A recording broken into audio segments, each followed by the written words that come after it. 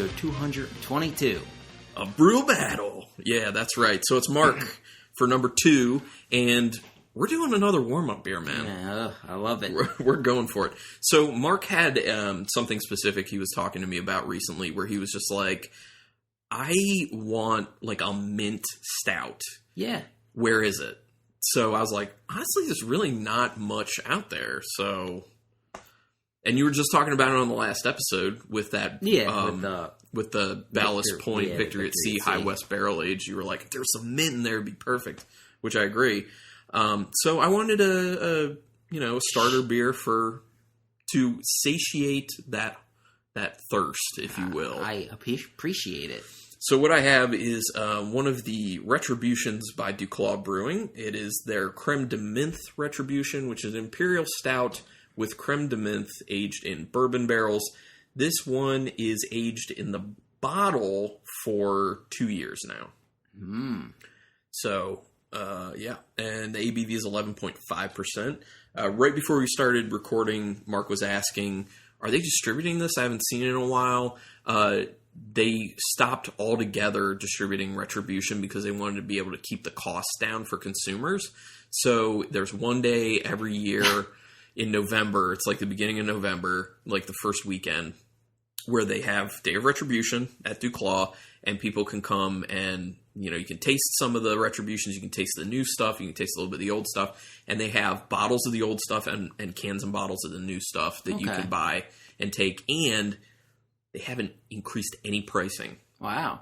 And I talked to the owner, Dave Benfield, and I was just like, you can take a little more money for your time. And he's like an old school type dude, and he was just like, man, I would feel bad. He's like, it's the same beer as it was. I would feel bad, increasing the price just because it's older. Right. And I was like, well, it's really, really nice of you, honestly. I was restaurant, like, I was like, but just take like 50 cents per bottle or something. People aren't going to care that much. But nah, he doesn't want to. So it's a principle thing, and I dig it. That's cool. So let's take a look, a sniff, and a sip of this creme de menthe. Yeah, dark. It's an imperial stout. Yeah, so you cannot see anything. Not too much of a head. The bubbles are large on the head. A lot of bubbles. Not much of a head at all, really. What does it smell like? Wow, that's mint. Yeah, I smell that. That's good ass mint too. That's the. It's kind of like, it smells like creamy mint. Well, creme de menthe. Yeah. Like. I have a feeling I'm going to greatly enjoy this. Yeah. Because it's, I smell a little bit of the chocolate coming in after the mint, but it's like so much mint. Like those Andes chocolates. It's which I just had too before I came over here. So that's the smell that I get from it. Yeah, it smells like those melted down with some bourbony booziness. Oh, yeah, there's absolute booziness in this. Oh, it smells really good. I'm going to drink it. So I have had this beer before, but it's been at least a year, I think. So. It's good. There's the mint. There's chocolate. There's the alcohol. Mm-hmm. Oh, boy. Yeah, the bourbon. Ooh. Yeah, there's a good astringency that kind of kicks you at the end, but it's not too much. Because I feel like the mint kind of handles it from getting out of control. It does. It absolutely. Do they make this not barrel aged? Just creme de menthe? No. Okay. Unfortunately, no. Because I would buy that. Mm-hmm. Just an imperial stout with creme de menthe. Right. Yeah, I'd buy that. I am a fan like you. That takes too much booziness. Kind of takes it down just a bit for me. It's very good, but if it was less alcohol, a little bit more smooth creaminess, it would be a home run. Still very good, though. Yeah. And I will say that I remember having this at least a year or so ago, and it seemed to have more of a significant body to it. Okay. Like, I feel like over time in the bottle, it's thinning out a little bit. I can see that. It's not a problem. Like, the body's fine as it is right now, but I'm just saying in comparison, it used to be a little thicker, a little bit creamier for that reason. So I'd like it better younger, but it's very enjoyable beer. Mm-hmm. But not for the faint of heart. someone drank this beer that hasn't really had, I think I'm kind of out of breath from it, to be honest with you. It's burning the back of my throat. I think the barrel-aged Victory at Sea kind of allowed your palate to handle it a little bit better. Absolutely. Like, if this was the first beer I drank, I don't know if I'd be able to. It's very good, though, but understand what you're getting into with it. 11.5, that sounds about right. So I will say that I'm not as much of a fan of the new Retributions that Duclaw put out this year, because we did go to Day of Retribution. Okay. And what flavors, profiles? They had just a regular Retribution. Right. They had a apple brandy barrel Retribution, which I didn't really care for. Yeah. And then it wasn't bad. It was just, I didn't particularly like it. And then they had a chocolate salted caramel cookie one. That sounds good, but I did like that, actually. We bought a little bit of that one. That one was nice. My main problem with the newer Retributions was just that it's an issue of comparison to the old ones. Yeah, I remember the pumpkin one being very good. Oh, yeah. Well, and this is the thing, is like, the new ones are thin. Okay. The body's really thin. Right, and you can see that. Like, the head is non-existent, let's be honest. Besides the big bubbles. This is one of the old ones. Oh, actually. Is it really? Yeah, so this is one of the old ones. So think thinner than that. Wow. Yeah, there's not much. So it's not what you want for a barrel-aged beer. You feel like they changed the recipe for Retribution in general, or is it just the flavors that they... I don't know, but it's a different head brewer who I think does a really good job there. Did you not have the regular Retribution when you were there? No, I did. Okay. I tried all the new stuff. Thinner? It just, it was all thinner, and that's kind of what I didn't like about it as much. But it's hard because it's a different brewer. Like, when... why am I blanking? Jim Wagner was there, who had been the head brewer for Duclaw for quite a while. He was making Retribution. It was amazing. Like, I love it every single year. And that's why I was glad they still had some of the old ones there that were Jim's beers, because I just mainly bought that. And then the chocolate salted caramel cookie one, because that one, the flavors in that were really nice. So good job on that, Brandon Stanko, because those are nice flavors. But, it's just a hard thing because it's a comparison situation. Oh, yeah, absolutely. Where I'm like, I love this older stuff so much, and this it isn't the same. So, But, it's still good stuff. It's just, I don't like it as much. Sorry. But, there's always next year, and we'll see. Yeah. They can fine-tune things. You never know. So, for the topic for this episode, we're going to talk about something that I didn't know about until like a week ago. Longtime listener, and sometimes guest on the show, Kyle Norman, texted me and said, "Hey, did you know that Tired Hands Brewing will ship you beer from their website?" And I was like, "What? No." So I looked into it, and yes, Tired Hands Brewing out of Pennsylvania, I think they're out of Ardmore, will have some beer shipped to you if you buy through their website. Well, let me change that. It's a link to another website where you can buy through and have it shipped. Yeah, right. So they are personally not shipping it. They're going through someone else called Dudley Direct, who is handling it. So, and the other thing to emphasize on this is it's not their really popular stuff, like just their hoppy things and their milkshake IPAs and stuff like that. It's not that stuff, which is their cans. It's their large format, like 750 milliliter bottles of like their wild ales, their sour beers, their funky Brett beers, stuff like that, which doesn't sell as hotly as their hoppy stuff and all that. So it makes sense in that. Well, it makes sense in that trying sense. To find another revenue stream for their, lesser selling stuff. It makes sense. But this is... But only being able to ship to one state. It's like, Right, yeah. And that, that's a good limits. Point. That's a good point, is that they can't ship outside of Pennsylvania. Right. They just can't. And so there's actually a frequently asked questions portion on the Dudley Direct site, which is dudleydirect.tiredhands.com.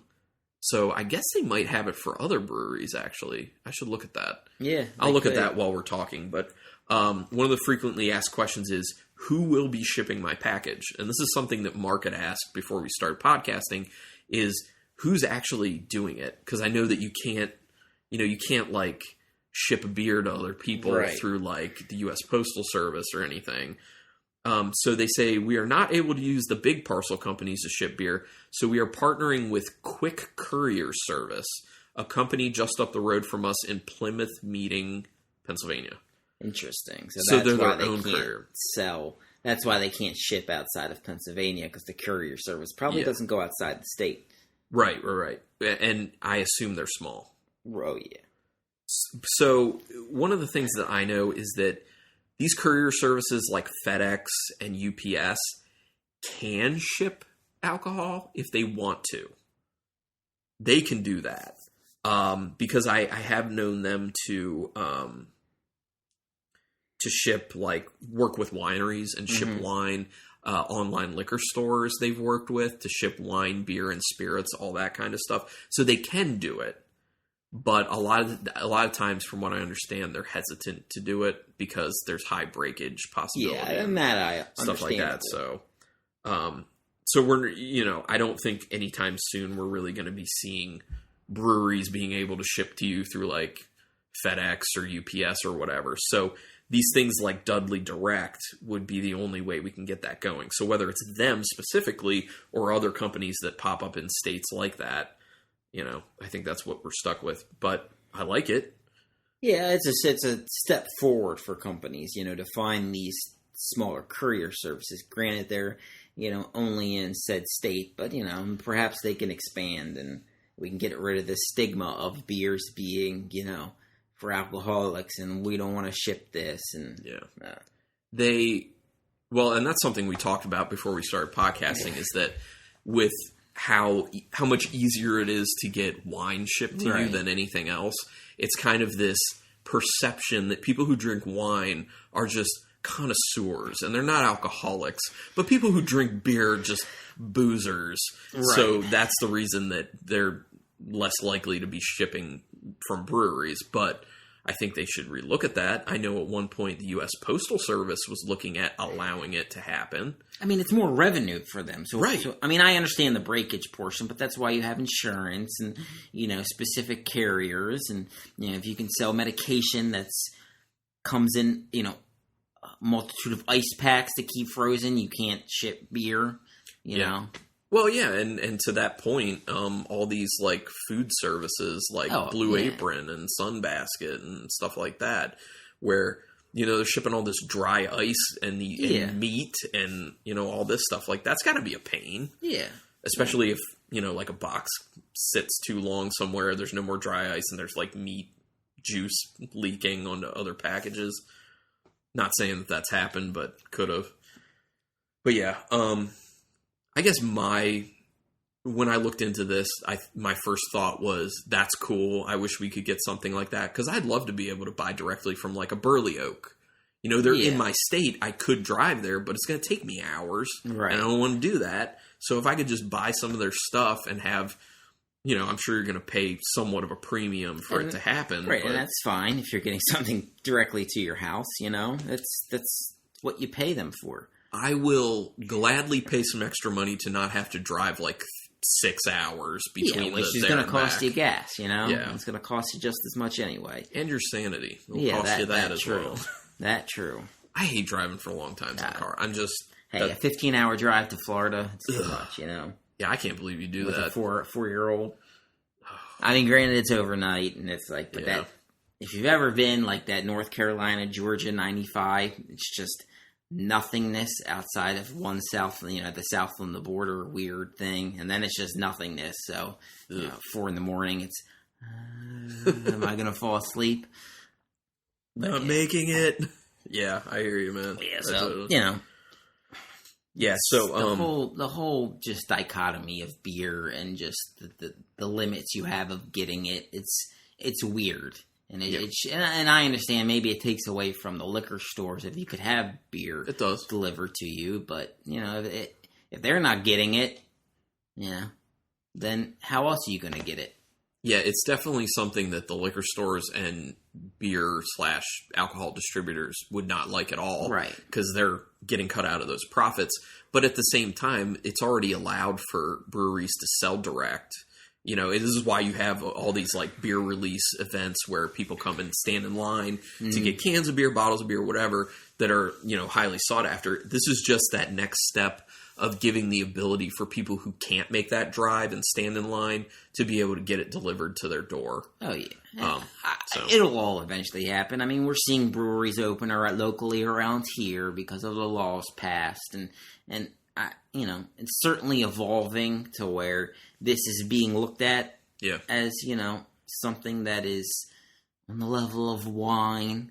But really, they've always been kind of that way. There's cheap wine, there's cheap beer, there's expensive wine, there's expensive beer. I mean, it exists. They just need to realize that, know? Well, what it comes down to is you need the right advocates with political clout to get involved and push these types of things. I fully believe that, that was handled some time ago for the wine industry, and now that needs to happen for the beer industry. And I will say that within Maryland specifically, comptroller Peter Francho is actually doing a lot for craft beer. And it's more of like empowering the individual craft breweries to be able to make more revenue and set a lot more of their own rules as far as like what hours they can be open and how much they're going to make and sell directly. So for that reason, that's progress for us. I think we're getting there. You know what I mean? But that's on a state level. Oh yeah. I'm like, what we really need is someone on a national level, federal level to take that further and, make it happen. Well, the government's shut down, so what are you going to do, right? Yeah. At the moment when we're recording right. this, that is it'll probably be shut down by the time this airs too. That's possible. I don't know. Well, again, I'm just saying it. But something to point out as we're talking about like pushing the envelope more and making it even better for the craft beer industry, there are still dry counties in states like Alabama. Like, because it's funny because we're here like thinking about the next step of something that... Right, and like, they can't even get beer. Right. It's just like, we should feel thankful is where I'm going with that. Yeah, where we are. It's just the whole era, you know what I mean? Like, certain places live in a different era, and it's, it's perception is different. as long as who controls that lives in that era, it's going to stay that way. So yeah, perception's very different depending on wherever you are. Oh yeah, absolutely. So I mean, I guess we're kind of a middling state where we're getting there, but at least we're not Alabama. So. Yeah, or Mississippi. Mississippi's kind of in the same boat with their beer laws. So catch up, fellas. Let's go. Yeah. All right. So I feel like I don't really have anything else to say about that. Let's drink some beers. And while we were talking, I did look. There's no other main website for Dudley Direct. They only have the Tired Hands one. Oh, okay. So I think they're only working with Tired Hands at the moment, but maybe they're looking to get involved with other breweries. I'm telling you, Amazon. Why can't? I mean, I understand. I'm sure they want to conglomerate, but I'm sure Amazon would love to. Prime delivery 2 days and you have your beer. I'm just I'll say I try not to shop through Amazon. Oh, I get just because too big. They're too big of a company. Yeah.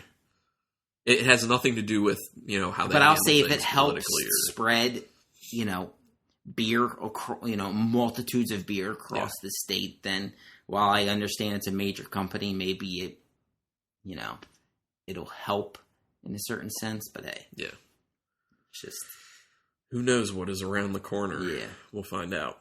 And who knows what's around the corner with mystery beers. That's true. You like that segue? That was a good one. It's a great segue. Could be great, could be bad. Yeah. All right, so the first one is very orange. Orange and hazy. I cannot see anything but a shadow on the outside. It doesn't look like orange juice or anything, but I can't see through it. So I'm assuming hoppy. Orange. Oh, I already smelled it. It hits you in the mouth. Absolutely. Okay. It's got that it smells familiar. Oh yeah, that typical IPA. Well, no, it smells like a Trogs product to me. Why Trogs? So I've talked about this. It's been a while since I have talked about it on the podcast, but as a reminder, for me, when I smell certain beers, they smell Trogs-esque because all of Trogs hoppy beers have like a candy Smarties smell. It's like I can citrus see that. candied Smarties, and they like So you're going all with have Trogs that. on this. I'm not saying it necessarily would be, but I am saying it Could reminds me of that. That's that smell. Like it's a nice. It's a very good IPA smell. Yeah, it's Not much that weird perm like. right. It's a little bit resiny. It's plenty of like orange, bright orange, citrus, and lemon, citrusy, yeah, a little sort bit of of lemon. I'd hay. say pine. a low pine as well. Yep. Yeah, it smells good. And actually, it also reminds me a little bit of. They also have that type of smell with a certain beer. RAR Brewing out of Cambridge, Maryland. Their what was this? Nanacoke Nectar IPA has that type of smell like Trogs. So it smells like it could be that, could be Trogs IPA. It smells good. It's very sweet. I definitely get that sweet smell to it. Yeah, there's a lot of like a sugary sweetness on the end of each sniff. It smells good. It tastes good. Very smooth. Yeah. Whoa, yeah. Uh-huh. Not very hoppy. Not very astringent. So definitely lower ABV. That's really good. There's some bitterness there, but it's not a crazy amount of bitterness. No. It is like, once again, like in the last episode, the hoppiness is like a darker, like more sugary citrus flavor. It is kind of sugary to me. Oh, absolutely. There's a decent maltiness. There's some pine in there as well. It's very sweet when it hits your the back of your throat. Not much aftertaste, you know. I mean, it tastes like a hop candy. That's true. You know? A little too much sugar for me. But yeah, great. It does start to become a little too sweet as you keep sipping it. For someone to be introduced to IPAs, this would be really good because you know they get the hops, but maybe not the astringency of the alcohol, or you know sometimes hops can be very overpowering. Yeah. So, but this isn't bad. Yeah, it's kind of it's not like a New England style IPA, but it's kind of not super far from it because the bitterness is so subdued. And I enjoyed it. Yeah, I mean, it'd be hard to. I mean, I could drink. It's good. Yeah, I could drink a bottle of it. I mean, it's. I don't love it because it's not my thing, but like you said, like to a new IPA drinker, this would probably definitely be awesome. Mm. All right, so let's check out B. Dark. I'd say this is probably a straight up porter. Yeah, because it's dark, but then you look to the light, you can kind of see a brown. Like you can see straight through it if you look at an angle. Yeah, if you have enough light through it, you can see through it. A little bit of reddish in the right angle, kind of red looking, which just looks like a straight porter to me. Yeah, a little brown on top, a little tan on top. What the? Bit of a head. Oh, I know what that smell is. Oh wow, that's caramel, right? No. I could see vanilla. Caramel. I could see caramel. Yeah, it could be caramel and vanilla, but to me, it comes off kind of butterscotch. Oh, that's it. That's what I'm thinking of. That's definitely butterscotch. Which actually can be an imperfection in a beer, like that butterscotch, but maybe it's not because it's buttery, which would be diacetyl. So maybe it smells good though. Maybe it's got a if they're going for butterscotch, they definitely hit it. It honestly, it smells good. It does smell good. Very sweet. Yeah, it's kind of like very sugary. Yeah, I get no sort of alcohol, and that really overpowers everything. The more I smell it, it's kind of like a shortbread cookie. I was getting Christmassy. If that like this might be a holiday beer. Yes, I can definitely see that. It reminds me of a shortbread cookie, which with that kind of like buttery, butterscotchy. It's like a, maybe caramel crusted vanilla shortbread cookie porter or something. I mean, it smells good. Yeah. It smells thin though, which would make sense if it's just a straight porter because that's kind of how they are. It's very thin and there's not much of a flavor profile at all. It's just kind of, it's smooth for sure, but kind of like that. I still get the butterscotch. Yeah, that's definitely there. But I don't know if they're going for butterscotch. That's my thing. Like, so here's what it's starting to. I think it's going to like. be some kind of salted caramel, some holiday something. Yes. That's my guess. Well, I do feel like it tastes like salted caramel something. Yeah. When I'm tasting it as opposed to smelling it, I know I was saying I was smelling a lot of butterscotch. I don't taste it so much as butterscotch as what you were saying you smelled first, caramel. And it does smell like, or There's it tastes definitely like vanilla, salted caramel. But low ABV, not much aftertaste. It's a good beer. I like the flavor on this. Not complex at all. I mean, it's pretty much that one note, and then it's gone. Yeah, it's a few notes. Really? I mean, I taste the vanilla, the caramel, but outside of that, yeah, it is like salted caramel. But I don't know, like it may be an imperfection or it may be intentional, but that like butter is in there, and it's creamy. Whether that butter is intentional or not, it's good in the beer. So I'm down. Did you make a mistake and it was a good mistake? That's happened before with beers. I've had beers like that where like they were accidentally infected and they actually tasted awesome. I mean, it smells milky too. Mm-hmm. Creamy. Well, I think it's like a creamy caramel, you know. And you know it's going to have it's going to be some weird coffee caramel porter. I mean, I don't smell it, but there's going to be some kind of flavor that I don't taste at all, whether it's coffee or chocolate or something like that. But it reminds me of the specific flavor of caramel I get out of a Girl Scout Samoa cookie. That makes sense. Or as they're known as now, caramel delights. That's what they call them. So I guess it's sort of a high fructose corn syrup caramel. You know what I mean? Yeah, kind of. Yeah. But with some butteriness, with like a nice buttery shortbread cookie under it. I have a feeling this is it's got to be a holiday something. I like it. I like it actually more than I thought I would based on the smell. Yeah. I like it quite a bit, to be honest. And at first, I was kind of like, oh man, I feel like I want more of a body. But as I keep sipping it, I'm like... It doesn't need one. Yeah, no, I'm good with it, actually. Because the flavors aren't, like, overbearing. Yeah. You know, I wouldn't say they're quite delicate, but they're also not, like, punchy in the face and, like, super aggressive. So you don't really need that. It smells really good. Body. I mean, me personally, like, if you gave this to somebody, like, if I gave it to my wife, she would say, oh, it smells good. She probably wouldn't like it to drink it, but to smell it, it's got a good... I like it. It does kind of a little bit remind me of, because thinking of Retribution, that chocolate salted caramel cookie Retribution. Okay. Yeah, that kind of reminds me of that a little bit, even with the body. As you can see, I drink quite a bit of it, so I guess... Oh, it's good. It. Yeah. It's good. If it's high alcohol, that's dangerous as hell. Oh, because you can't taste it. It can't be. Yeah, I wouldn't think. I hope not. Okay, so what... I would probably buy that beer.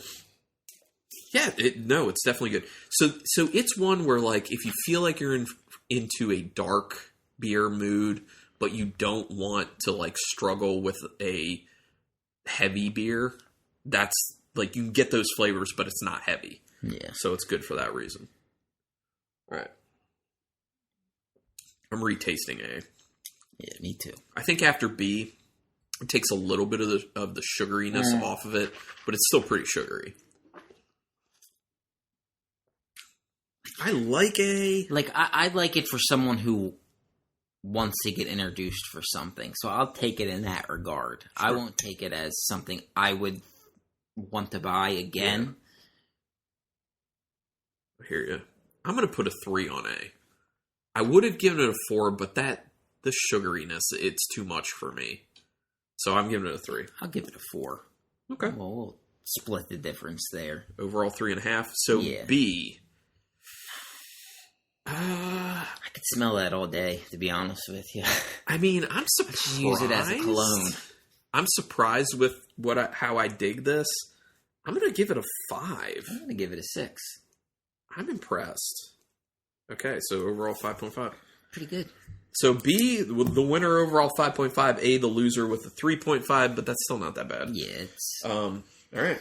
So A... Both drinkable beers, for sure. A, overall 3.5 is... what the heck is this? Oh, Fat Orange Cat, which I believe is contract brewed. Let me verify that real quick. Yes, brewed and canned for Fat Orange Cat Brew Company by Dorchester Brewing Company out of Boston, Massachusetts. This is their Someone in My Head New England IPA. Well, you said New England. I said it didn't quite seem like it, but like the much less bitterness. Like, close enough. But here's the thing. This is an improper New England style IPA, so? Okay. in my opinion, because there's usually a lot more of a juiciness to it, and that sweetness is out of kilter for that. I get the orange now, but it is 8.75% alcohol, which I would not think. I'll give it credit for that. It hides the alcohol very well. I agree. Yeah, I'll give it credit for that too. And there's like the can art's like a kid drew a picture of a cat, kind of. It's cool. It's fine. Yeah. It's decent. 8.75. That's impressive for how well it hit the. Yeah, I agree with that. I'd probably give it another point up for that. All right, now let's see what B is. B winner overall 5.5 is. Holy shit! Oh my god, I can't believe I like this so much. So it's by Shiner. Oh, wow. Shiner Bock, it's like super well-known. It's actually done by Speitzel Brewery out of Shiner, Texas. And it is the Shiner S'more Chocolate and Marshmallow Ale. And it is 5%. 5% definitely makes sense. Super sessionable. Marshmallow. Okay. I mean, when it's good, it's good. Yeah. And it's good. You would never think about picking that up, but no. Hey, Legit, if I saw that on the shelf, I would just be like, Shiner, I don't need to try it. But it was brewed by somebody else. Correct? Well, I think Shiner's just the brand. Oh, okay. And Speitzel Brewery's the brewery. But they, this is an instance, actually, cinnamon where... and caramel. So we got the caramel, no cinnamon. Good. Well, that's subtle hints of graham cracker and vanilla. Sure. So you said a gingerbread cookie. Yeah. So I said shortbread. Well, shortbread, close enough to graham cracker, vanilla, which we said, and the caramel. So yeah, this is an instance of the prime example why we do this podcast, because otherwise I wasn't going to try this beer, and I quite like it. So good on them, Shiner. Yeah, good job. Done it. Don't taste any marshmallow though, but I mean, I guess marshmallow is just sugar, so that's where that sugar sort of vanilla flavor comes from. Yeah. That's what. Yeah. To me, marshmallow is like and vanilla definitely are kind of marshmallow and vanilla are interchangeable, basically. So, all right, well, good times, and I think we're doing one more. Yeah. There will not be a warm up beer for that, just so people know. We'll just keep sipping on whatever we have if we want to. And thank you, everyone, for checking this out. Thank you, Mark. And until next time, keep it brutal.